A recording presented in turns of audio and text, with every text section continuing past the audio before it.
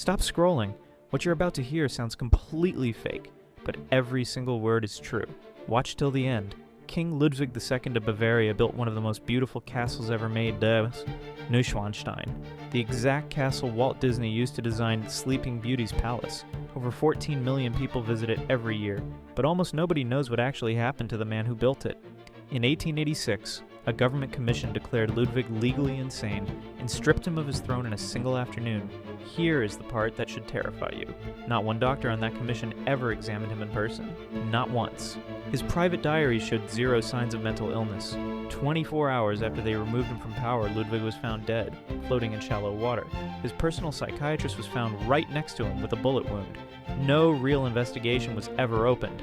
A king was removed, the story was written, and the world just accepted it. His castle became a fairy tale. His death became a footnote, and that was exactly the point.